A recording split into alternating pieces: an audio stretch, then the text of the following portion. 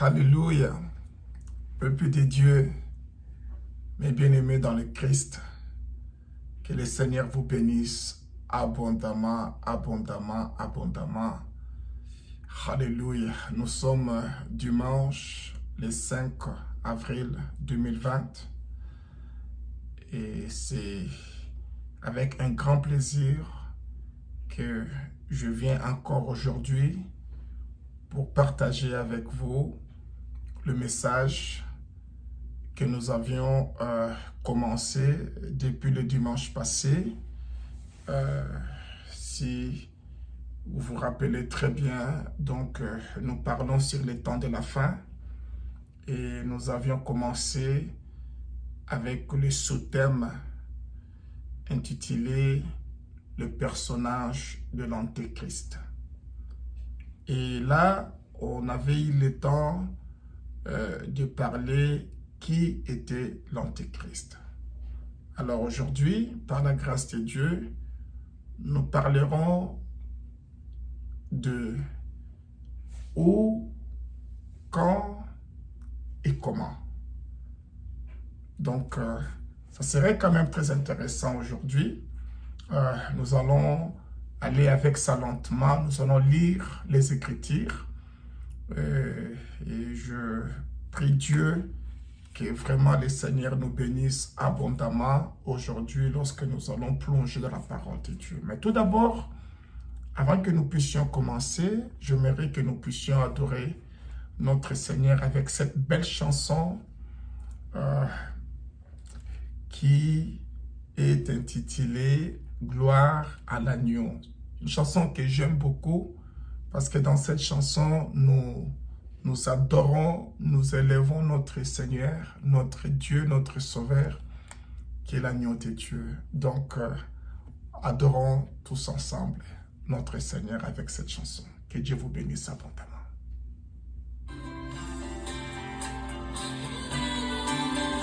Alléluia. Merci Jésus.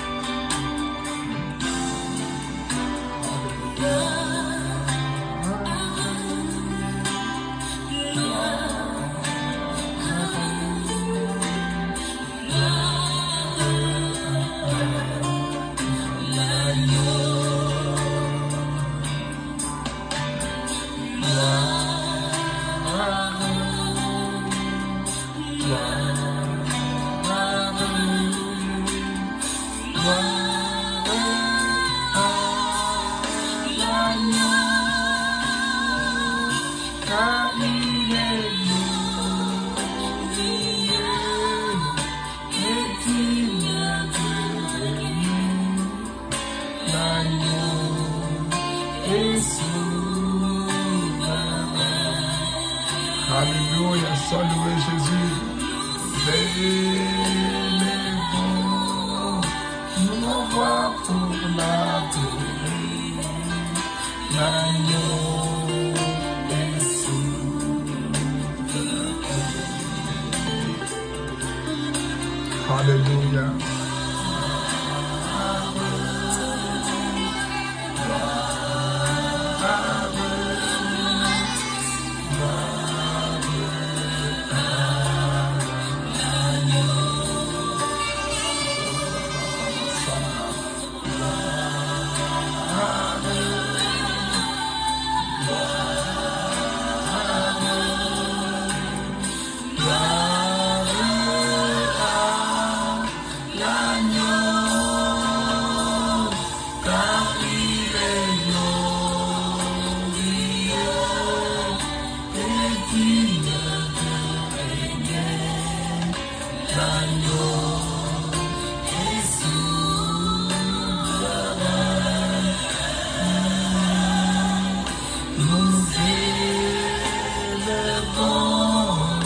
Nos voix pour l'adorer, l'agneau est souverain.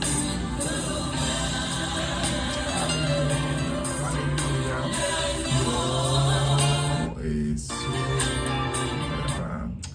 Merci Seigneur Jésus, merci pour ce moment, Seigneur, nous voulons nous plonger dans la parole de Dieu, dans les Écritures. Seigneur, nous croyons à la parole. La Bible nous dit qu'au commencement était la parole, et la parole était avec Dieu, et la parole était Dieu. Et Christ t'y a dit que l'homme ne vivra pas seulement du pain, mais de toute parole qui sort de la bouche de Dieu. Seigneur, parlez-nous, instruis-nous, orientez-nous, dirigez-nous. Nous avions vraiment besoin d'écouter ta parole aujourd'hui. Seigneur, utilise-moi, que tout ce qui sortira de ma bouche, que ça vienne de toi. Que ça soit, Seigneur, pour bénir le corps du Christ. Merci, mon Dieu, mon roi. Je me laisse, je m'abandonne entre tes mains, au nom puissant de Jésus-Christ. Amen. Amen. Alléluia. Que Dieu soit loué, que Dieu soit glorifié, que Dieu soit exalté. Donc, mes chers amis, nous parlons aujourd'hui de l'Antéchrist. Je vais faire un petit rappel pour ceux qui n'étaient pas avec nous le dimanche passé. C'est bien que il y a les images, il y a la vidéo, vous pouvez trouver ça sur le YouTube. Le dimanche passé, nous avions parlé de l'Antéchrist. Qui était-il? Aujourd'hui, juste en titre de rappel, l'Antéchrist, le fils de la perdition, qui va se révéler, et sûrement qu'il va se révéler comme étant un leader politique. Beaucoup de gens, ils pensent que l'Antéchrist, il va faire son apparition comme un leader religieux. Non. Leader religieux qui sera au moment de l'Antéchrist, qui va l'aider sur le plan religieux, c'est celui dont la Bible, dans l'Apocalypse 13, appelle le faux prophète. C'est lui qui sera le leader religieux. Mais il y aura l'Antéchrist qui sera là. Lui, il sera un leader politique, un dictateur, qui cherchera à prendre la place du Christ. La place du Christ. C'est pas pour rien on l'appelle Antéchrist. Donc c'est lui qui vient avant Christ. Et nous savons que Christ, ça signifie le Messie. Donc l'envoyé de Dieu qui vient avec une mission. Et c'est vrai que l'Israël a toujours attendu le Messie pour les délivrer de la servitude, pour les délivrer de la souffrance, de l'injustice qui est en train de subir. Donc, alors pour eux, c'est lui qui viendra, c'est lui qu'ils sont en train d'entendre. Donc ça, c'est là celui-là qui viendra comme Messie, comme l'envoyé de Dieu pour les délivrer. Donc voilà pourquoi ils n'ont pas reçu notre Seigneur Jésus comme Christ, parce que lorsque Christ est venu, lui, il était venu avec une autre vision. C'était la vision de sauver les pécheurs, de sauver ceux qui étaient perdus, ceux qui ne connaissaient pas Dieu. Et par contre, il croyait que ça serait quelqu'un comme David qui viendra pour tuer Goliath et leur donner le règne.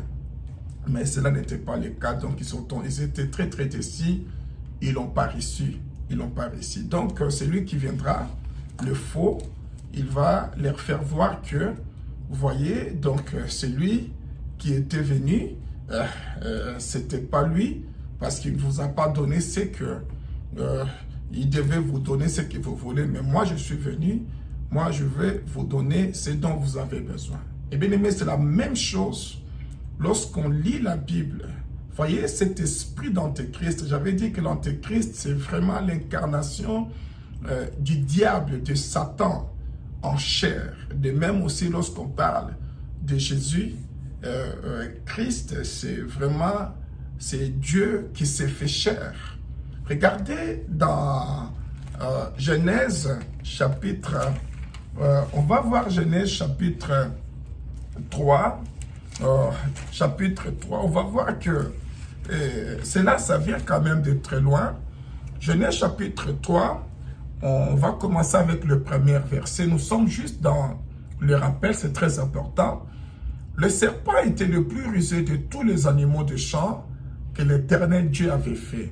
Il dit à la femme, Dieu a-t-il réellement dit, vous ne mangerez pas de tous les arbres du jardin. Vous voyez, il vient avec un esprit pour pouvoir défier Dieu. C'est depuis le début. Et la femme répondit au serpent, nous mangeons du fruit des arbres du jardin, mais quant au fruit de l'arbre qui est au milieu du jardin, Dieu a dit, vous n'en mangerez point et vous n'y toucherez point, de peur que vous ne mouriez. Alors le serpent dit à la femme, vous ne mourrez point. Il vient contredire ce que Dieu avait dit. Il vient dire à la femme que non, Dieu vous a trompé. Non, Dieu ne vous aime pas. Moi, je vais vous dire la vérité. Moi, je vous aime. Il vient dire, ça c'est l'esprit d'Antéchrist. Et on voit que le serpent ici, c'est Satan. Il est représenté en forme du serpent. C'est la même chose qui sera avec l'Antéchrist.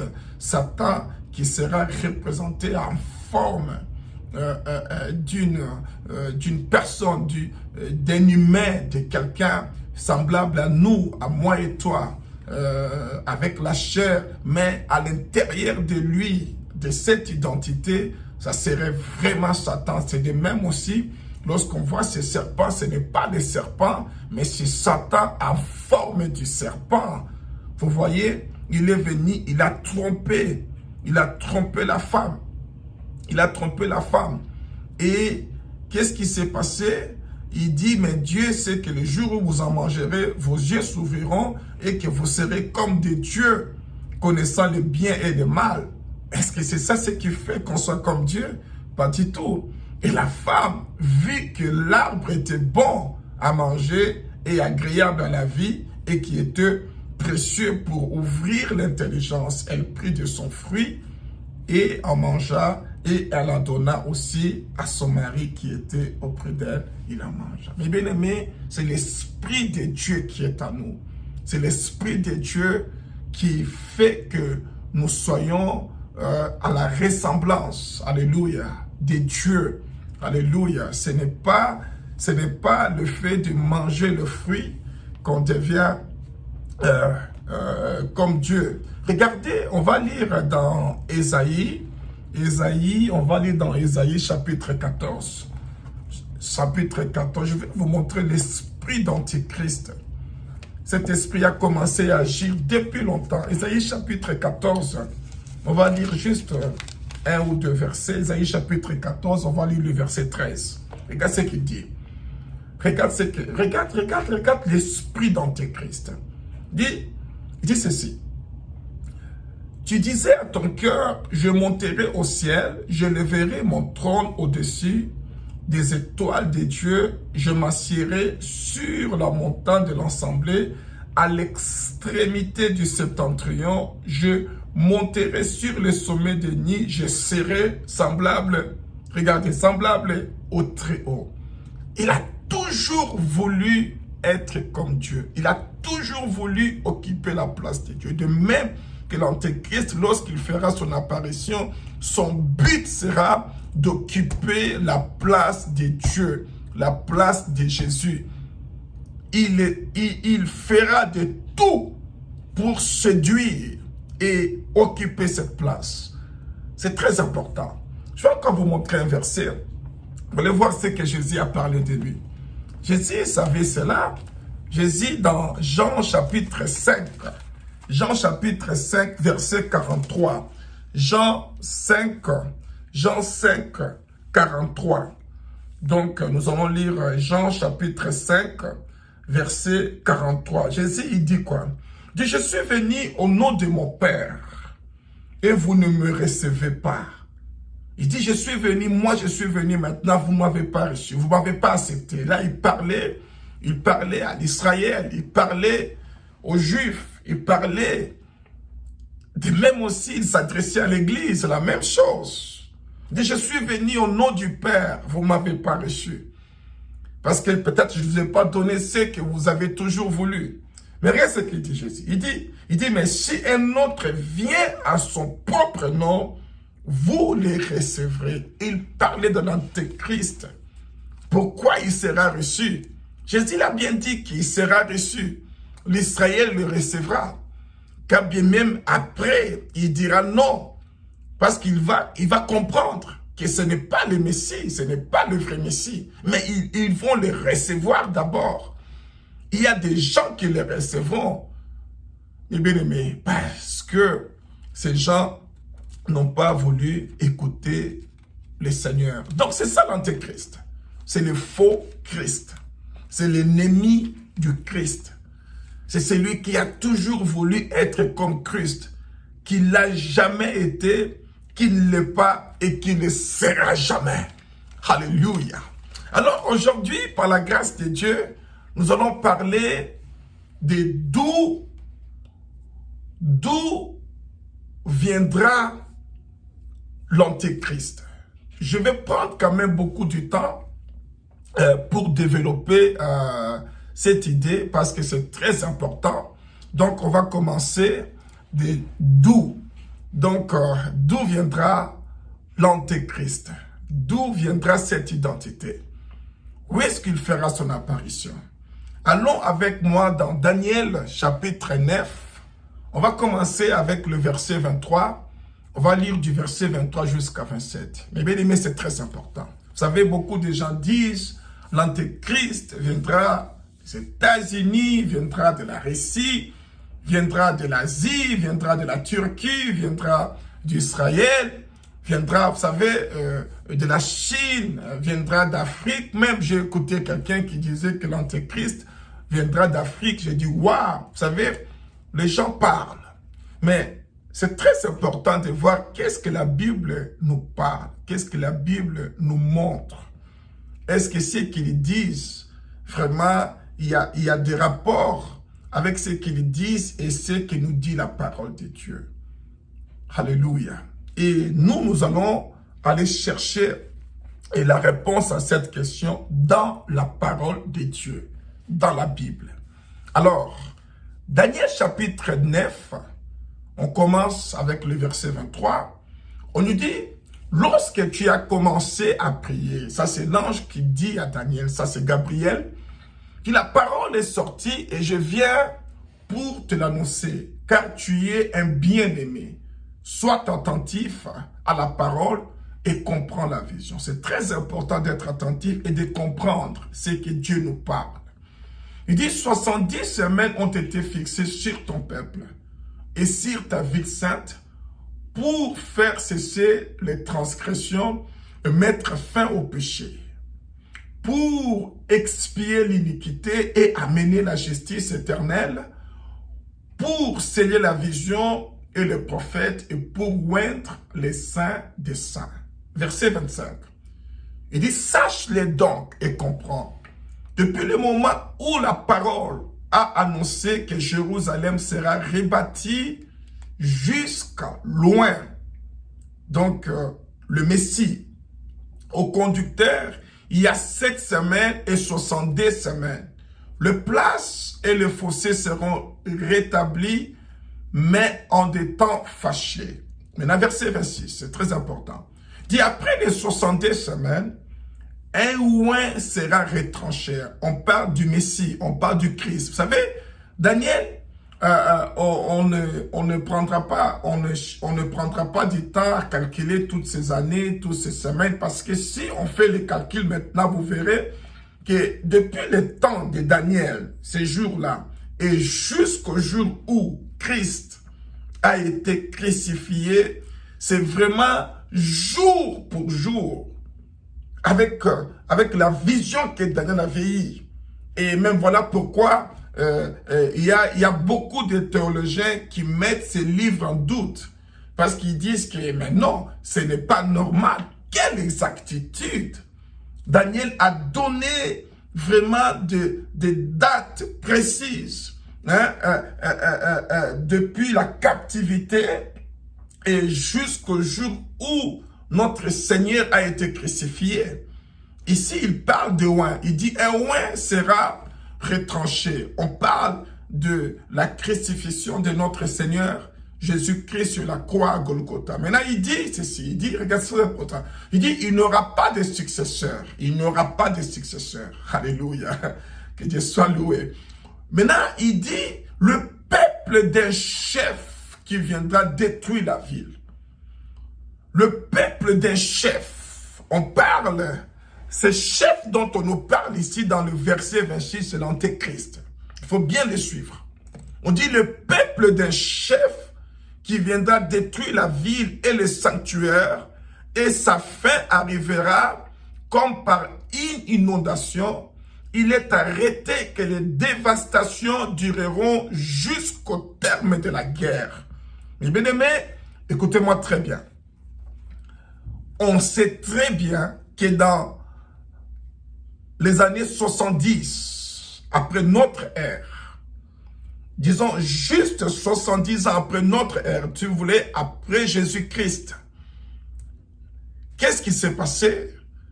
Les Romains sont venus détruire Jérusalem. Ils ont détruit Jérusalem. Ils ont détruit les temples. On dit le peuple, il faut bien souligner cela, le verset dit le peuple des chefs. On parle des Romains. On parle de l'Empire romain. Ils sont venus, ils ont détruit. Maintenant, dans le verset 27, on nous dit qu'il fera une solide alliance. C'est le même. C'est le même. Ce sont eux qui, à la fin, qu'ils vont faire encore l'alliance. Et laissez-moi vous dire, lorsqu'on parle de l'Antéchrist, mes bien-aimés, il y a trois indices. Trois indices qu'il faut bien savoir. C'est Israël, c'est la paix, et puis c'est le temple. Le temple, la paix et Israël. Tout autour de ces trois choses. Et c'est même la mission du Christ. Et lui, alors il viendra pour faire voir que voilà, Christ n'a pas pu vous donner cela, n'a pas pu vous donner le temple. Vous savez, Jésus a dit que, voyez ce temple, il dit, je le détruirai, je le rebâtirai après 3 jours. Jésus parlait que je suis le temple, vous savez, et lui, il viendra vous dire, mais non, c'est faux. Moi, je vous donne le temple, le vrai temple. Il dit, je suis le prince de la paix. Il dit, non, c'est faux. Il n'est pas le prince de la paix. C'est moi qui lui donne la paix. Il dit, je suis le Dieu d'Israël. Je suis venu pour sauver. Non, il n'a pas fait ça. Moi, je suis venu pour Israël. Vous rassembler, vous donner la sécurité, vous donner tout. Vous savez, ça sera tout au contraire. Au contraire de ce que Jésus a fait. Lui, il viendra pour faire ça, pour montrer que c'est moi qui suis le vrai. Maintenant, comme je l'ai dit, bon, maintenant, je veux que nous puissions faire un peu une marche en arrière, mes bien-aimés. C'est très important. Ça, c'est très important pour méditer. Dans Genèse chapitre 11, parce que lorsqu'on parle le peuple d'un peuple, on a parlé de l'Empire romain. Donc, vous voyez, lorsqu'on parle de l'Empire romain, c'est vrai que directement, c'est l'Europe. On voit l'Europe. Maintenant, regardez très bien. Regardez très bien dans Genèse chapitre 11. Chapitre 11, du premier verset au 9e verset. On nous parle de la tour de Babel. Qu'est-ce que c'est la tour de Babel? Avec un certain Nimrod à la tête. Vous vous rappelez très bien de leur chef. Pourquoi les gens ont voulu construire cette tour? C'était pour se rebeller. C'était pour se révolter. C'était pour dire à Dieu, Dieu, tu n'as pas fait ton affaire, tu n'as pas fait ta job, donc nous voulons prendre ta place, nous voulons te remplacer. C'était ça l'idée de la tour de Babel. Alors j'aimerais que vous gardiez très bien ce mot. Babel, Babel, Babel, Babel, Babel. La tour de Babel. Donc la tour de Babel, c'est le symbole de la révolte, de la rébellion. C'est le symbole de la désobéissance. C'est le symbole de chercher à prendre la place de Dieu. Maintenant, lorsque nous allons dans Jérémie chapitre 25, Jérémie chapitre 25, à partir du premier verset au 11e, Jérémie 25, je vais lire ça quand même, Jérémie 25 parce que c'est très important. Jérémie chapitre 25, Jérémie chapitre 25, qu'est-ce qui s'est passé dans Jérémie chapitre 25? On nous dit que la parole fut adressée à Jérémie sur tout le peuple de Juda, la 4e année de Joachim, fils de Josias, roi de Juda. C'est la première année de Nebuchadnezzar, roi de Babylone. Parole que Jérémie prononça devant tout le peuple de Juda et devant tous les habitants de Jérusalem en disant: depuis la 13e année de Josuas, fils d'Amon, roi de Juda, il y a 23 ans que la parole de l'Éternel m'a été adressée. Je vous ai parlé dès le matin et vous n'avez pas écouté. L'Éternel vous a envoyé tous ses serviteurs, les prophètes. Il les a envoyés dès le matin et vous n'avez pas écouté, vous n'avez pas prêté l'oreille pour écouter. Ils ont dit: revenez, chacun de votre mauvaise voie et de la méchanceté de vos actions, et vous resterez dans le pays que j'ai donné à vous et à vos pères d'éternité en éternité.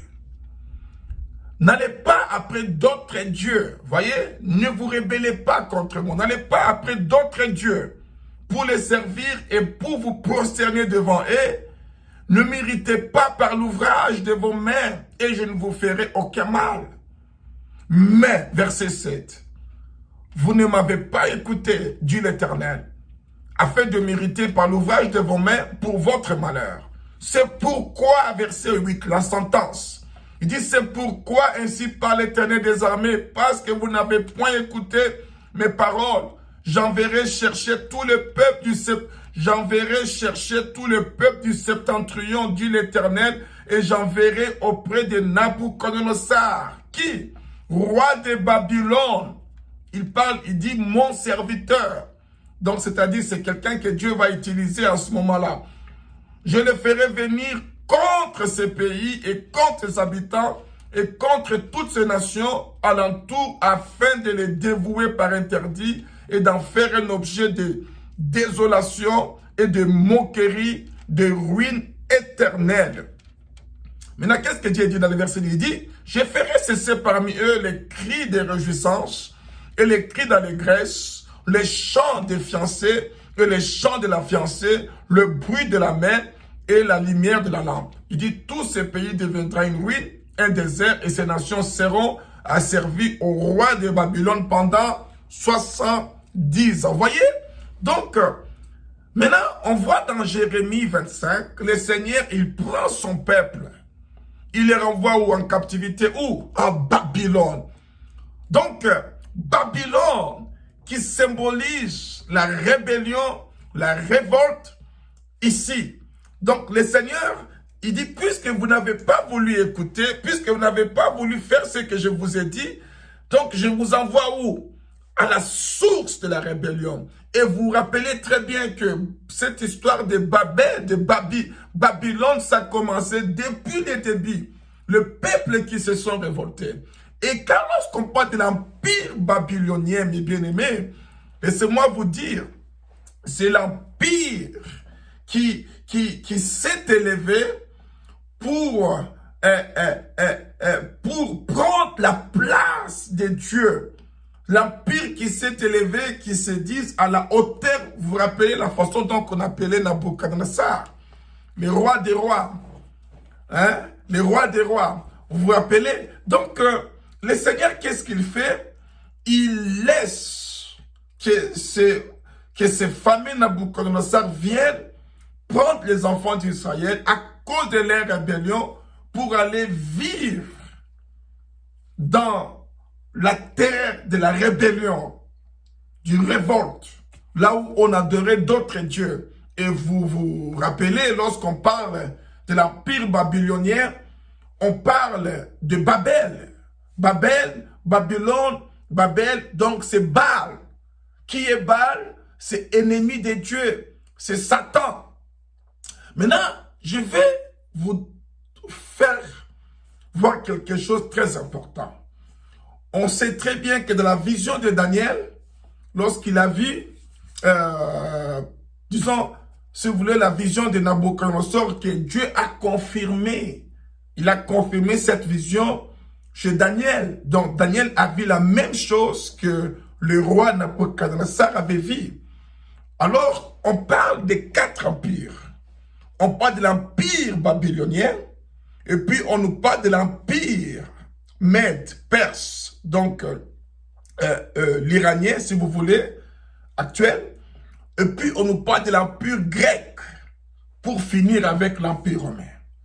Maintenant, mes bien-aimés, regardez.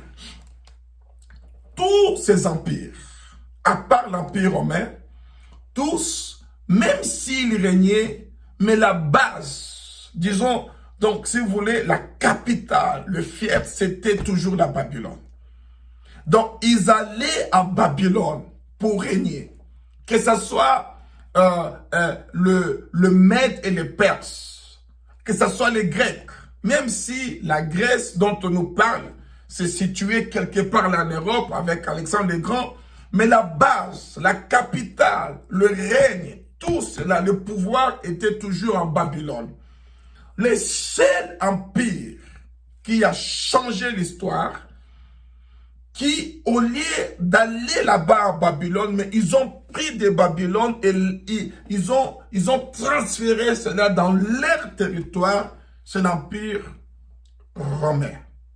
C'est l'empire romain. Ce sont les Romains. Et l'empire romain, c'est l'Europe. Donc, qu'est-ce qui s'est passé? L'Europe, au lieu d'aller là-bas, au lieu que les Romains aillent là-bas, ils ont dit non, nous n'irons pas à Babylone, mais nous allons prendre ces modèles, nous allons prendre cette autorité, cette image, nous allons l'amener en Europe, là où nous sommes. Maintenant, mes bien-aimés dans le Seigneur, je crois que nous tous, on connaît très bien aujourd'hui les symboles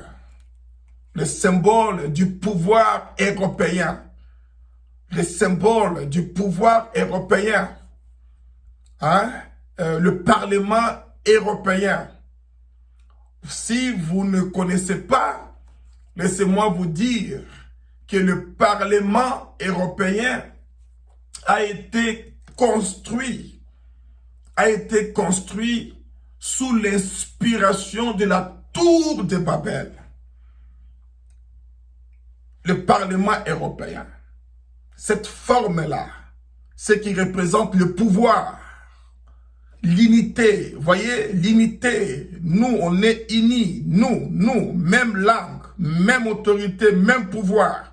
Unis là, ça a été bâti, construit sous l'inspiration de la tour de Babel. Waouh! Waouh! Waouh! Waouh! Waouh! Waouh! Et maintenant, en accord avec Apocalypse 17, il ne faut pas oublier, nous parlons de d'où viendra l'Antéchrist. En accord avec Apocalypse 17, nous allons ouvrir nos Bibles dans Apocalypse chapitre 17, mes chers amis. Apocalypse chapitre 17, on va commencer avec le premier verset. Puis un des 7 anges qui tenait les 7 coupes vint. Il m'adressa la parole en disant, viens, je te montrerai le jugement de la grande prostituée qui est assise sur les grands eaux. C'est avec elle que le roi de la terre se sont livrés à l'impudicité, et c'est du vin de son impudicité que les habitants de la terre se sont enivrés. Il me transporta en esprit dans un désert. J'ai vu une femme assise sur une bête. Une bête. écarlate, plein de noms de blasphème, ayant 7 têtes et 10 cornes. Mes bien-aimés, regardez, verset 4. Cette femme était vêtue de pourpre et d'écarlate, et parée d'or et de pierres précieuses et de perles. Elle tenait dans sa main une coupe d'or remplie d'abominations et des impuretés de sa prostitution. Sur son front était écrit un nom, un mystère. Quel mystère? Babylone la grande, la mère des impudiques et des abominations de la terre. Et j'ai vu cette femme ivre du sang des saints et du sang des témoins de Jésus. Et en la voyant, je fus saisi d'un grand étonnement. Mes bien-aimés, où se trouve la sculpture de la femme assise sur la bête, sur le taureau? Où se trouve? C'est en Europe, dans le bâtiment du Parlement européen. Où se trouve cela? En Europe. Maintenant, ça, ce n'est pas tout. Ce n'est pas tout. Je vais vous dire quelque chose de très important. Dans Apocalypse, chapitre 2. Apocalypse, chapitre 2. Apocalypse, chapitre 2, verset 12.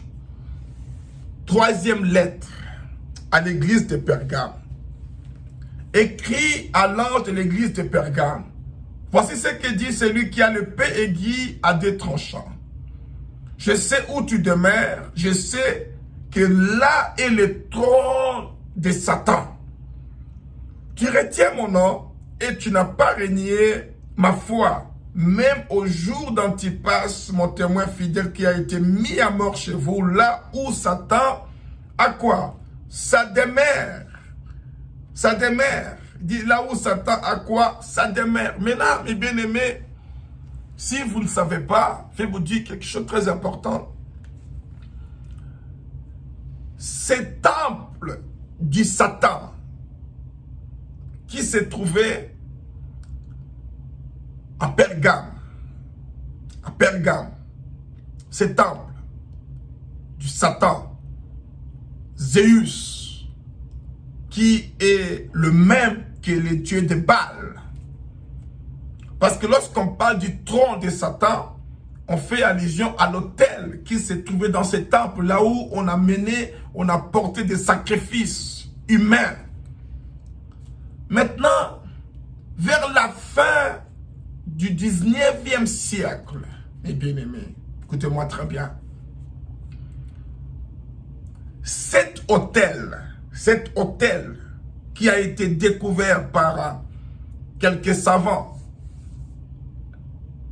allemands, cet autel a été transféré en Europe ou en Allemagne. Et actuellement, pendant que nous parlons, en Allemagne, si vous voulez précisément à Berlin, il y a ce fameux musée du Pergame. Et dans ces musées du Pergame, la pièce maîtresse, si vous voulez, la carte de visite, c'est cet autel de Zeus. Cet autel de Zeus, là où on a porté des sacrifices humains, que Dieu a appelé ça comme le trône du Satan, la demeure du Satan, se trouve en Europe. Mais bien aimé, c'est prophétique. C'est prophétique. On n'a pas de doute. On n'a pas de doute que ça sera de l'Europe qui viendra l'Antéchrist. Ça sera de l'Europe. Lorsqu'on lit Daniel, puis lorsqu'on va dans l'Apocalypse, on balance, on lit,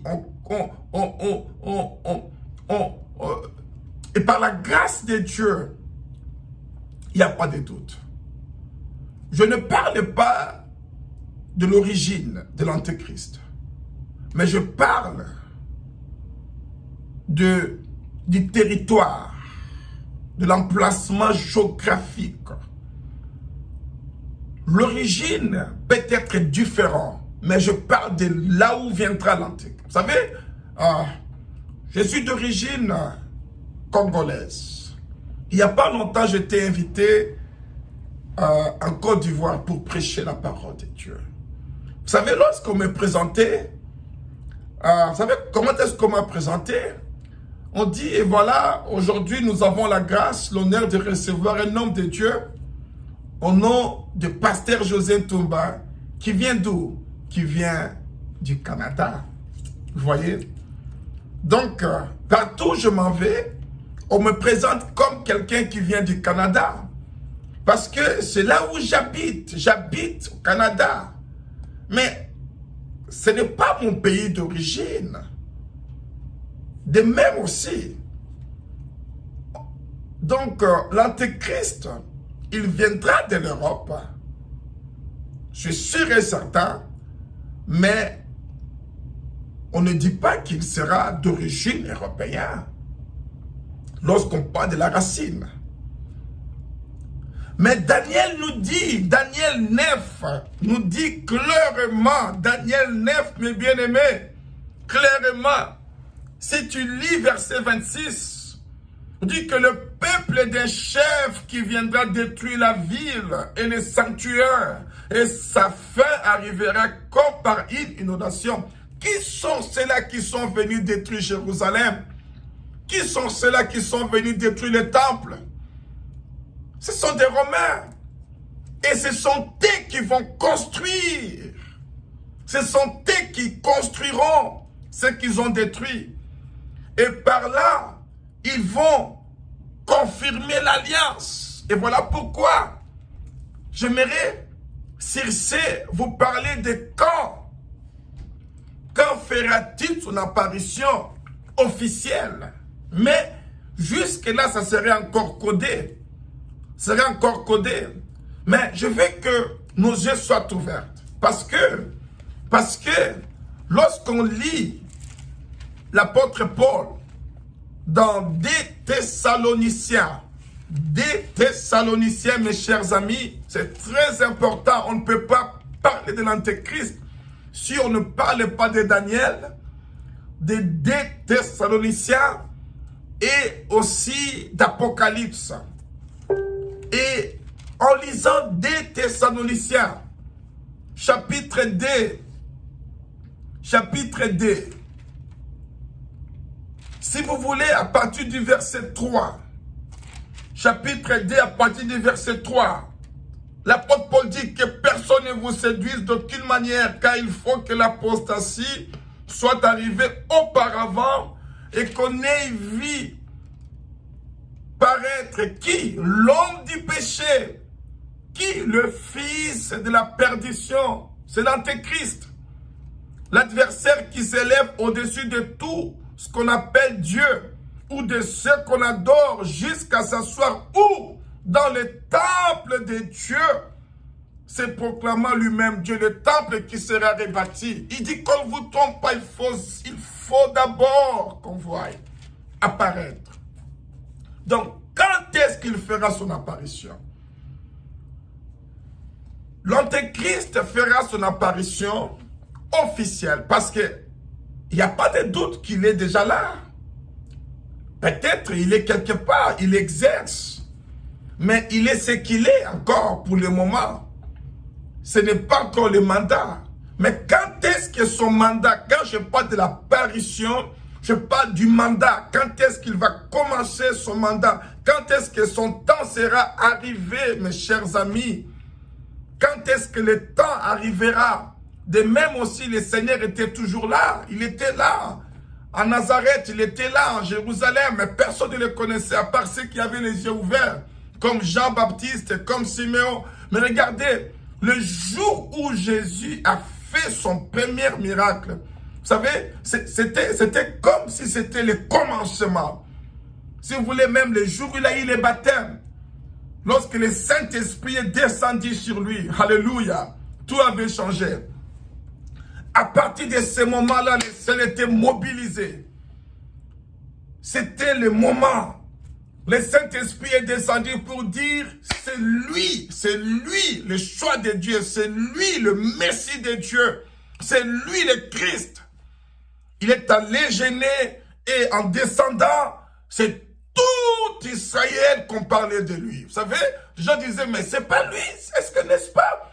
C'est lui là, c'est pas lui le fils de Joseph, c'est pas lui le fils de Marie. Alléluia. C'était le commencement. Il a commencé sa mission.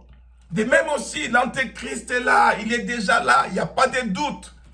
Quelque part, ceux qui ont les yeux ouverts, peut-être déjà l'ont détecté, les connaissent déjà. Mais quand est-ce que nous autres, quand est-ce que on pourra comprendre que oui, regardez. C'est dans Daniel chapitre 9, verset 27. Qu'est-ce que nous dit? Le même peuple d'un chef qui viendra détruire.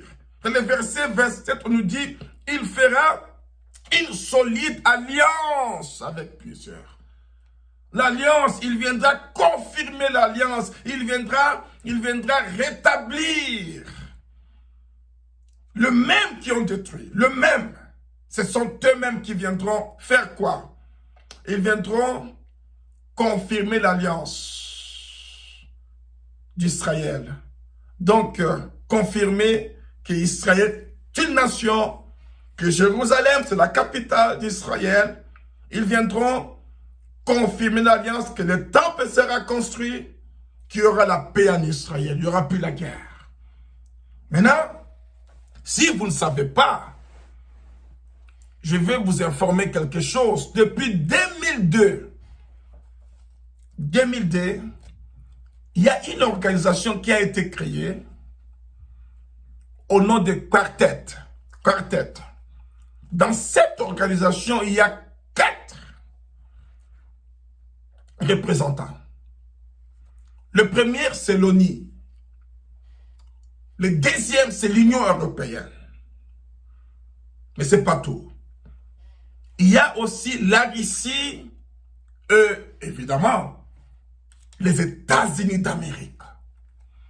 Ce sont eux qui s'occupent de tout ce qu'il s'agit au Moyen-Orient. Tout ce qu'il s'agit, entre autres Israël. Ce sont eux qui sont les garants, qui ont la mission d'établir la paix en Israël et dans tout le Moyen-Orient. Maintenant, mes bien-aimés, suivez-moi très bien. Le verset 27 de Daniel, chapitre 9. Les jours où on signera, où on confirmera les traités de paix d'Israël. Parce que ça sera le jour où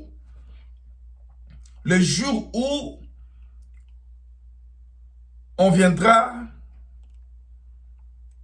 signer l'alliance, confirmer l'alliance que Dieu a fait avec Israël. Ça sera pareil, parallèle. Donc, quand on signera les traités de paix, c'est quoi les traités de paix? Ça sera la paix entre Israël et la Palestine et tous les pays arabes. C'est ça. Et mais ce traité de paix va aussi automatiquement confirmer l'alliance que Dieu a fait avec Israël, avec Abraham, Isaac, Jacob. Quelle alliance? Mais cette terre, je te donne, il parle à Abraham, à toi et à ta descendance, que cette terre vous appartient, que c'est votre terre. Et Jérusalem, c'est la capitale. Il n'y a pas de Jérusalem comme la capitale aussi longtemps que le temple ne sera pas construit. Mais donc, automatiquement, le temple sera construit. Dans ces traités, il y aura un point clair que le temple sera construit. Maintenant, mes bien-aimés, le plus important, ça sera parmi les gens qui mettront leur signature, parmi les gens, les leaders, on ne sait pas combien ils seront. Mais jusque-là, nous avons devant nous le quartet. Nous avons l'Union européenne, nous avons ONI, nous avons la Russie et l'Amérique. On ne sait pas. Peut-être après, il y aura encore d'autres joueurs politiques, leaders qui seront là. Maintenant, parmi ceux qui mettront leur signature, l'un d'eux, ce sera l'Antéchrist. Et c'est celui qui sera la petite corne qui viendra dominer tous les corps. Et déjà, à partir de ce moment, déjà dès les jours de la signature, c'est là que Dieu avait déjà montré, qui ont déjà maintenant les yeux ouverts, qui connaissent. Ils verront cette identité ces jours-là, mettre aussi sa signature, dire, ah voilà, Dieu nous avait parlé. Dieu ne se trompe pas. Donc, ça sera les jours où il fera son apparition. Mais jusque-là, ça serait encore codé. Mais vous verrez que parmi ces gens, c'est lui que Israël s'attachera beaucoup. C'est lui que Israël élèvera. C'est lui que Israël dira, toi vraiment c'est toi. Dieu t'a envoyé pour nous. Tu nous as fait, tu nous fais beaucoup de bien. Mais c'est lui que Israël mettra au-dessus des autres. Parmi ceux-là qui mettront leur signature, mes chers amis, en accord avec Daniel chapitre 9, 27. C'est celui le fils de la perdition. C'est celui l'Antéchrist. C'est celui-là qui viendra avec la mission de l'ennemi pour faire la guerre au sein. Alléluia. Voyez? Vous voyez? Donc, si vous voulez savoir comment, qu'est-ce qu'il fera son apparition, donc ça sera comme ça.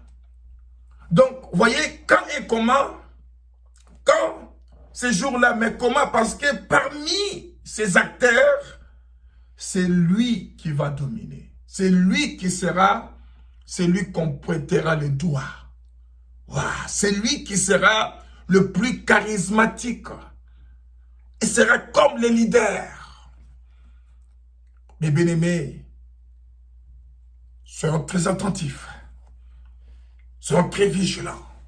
Vous savez, avec tout ce qui se passe aujourd'hui, avec tous ces bruits des coronavirus, tous ces bruits des guerres, des tremblements de terre, tous ces bruits de la famine, tous ces bruits partout, mes bien-aimés, il faut que nous soyons très attentifs.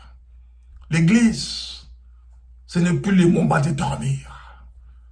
L'église, ce n'est plus le moment d'être distrait, mes bien-aimés. Ce n'est plus le moment. On doit se réveiller. On doit ouvrir nos yeux. On ne doit pas être comme les 5 vierges folles. Il faut qu'on soit comme les 5 vierges sages. Il faut qu'on garde de l'huile. De l'huile qui fait allumer la lampe.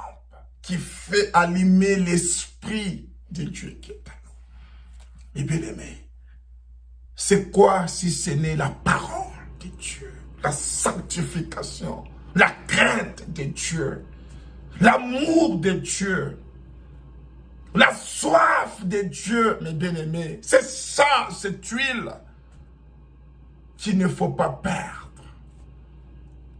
Parce que si cette huile finit, lampe s'éteindra, mes bien-aimés. Et si ton lampe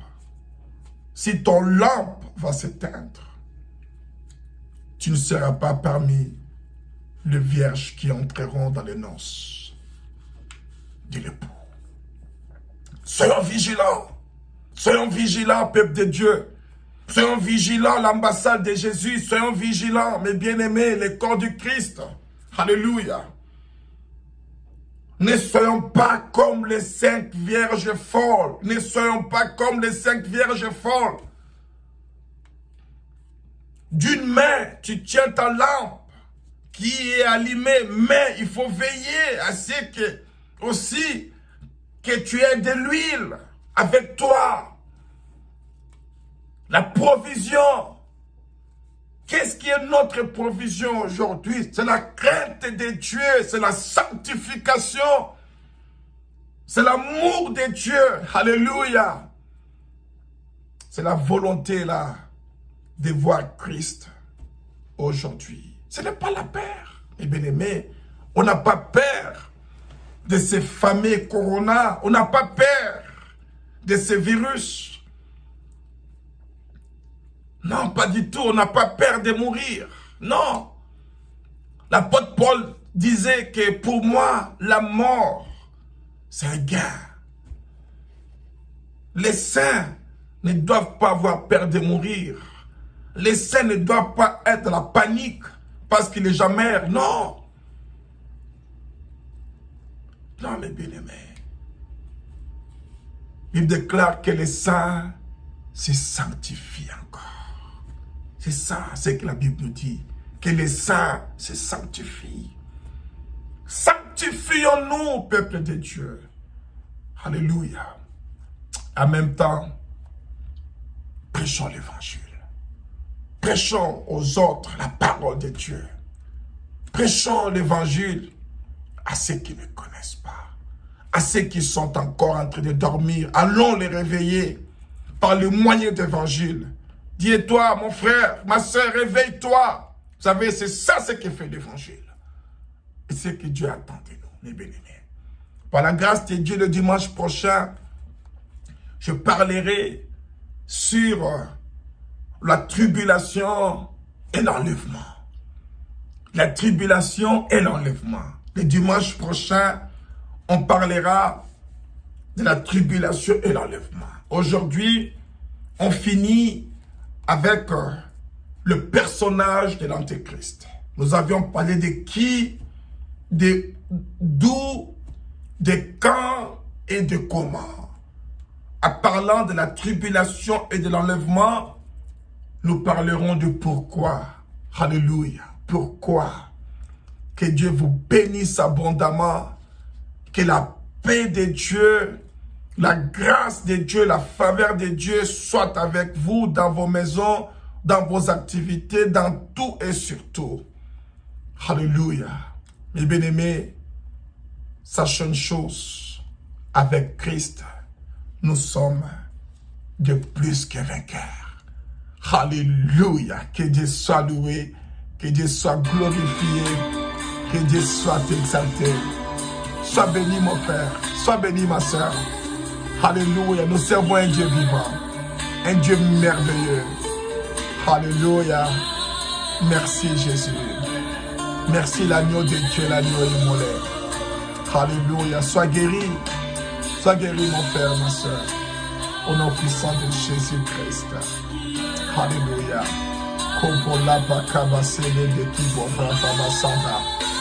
Alléluia. Les kababara bakabaso. Merci Jésus.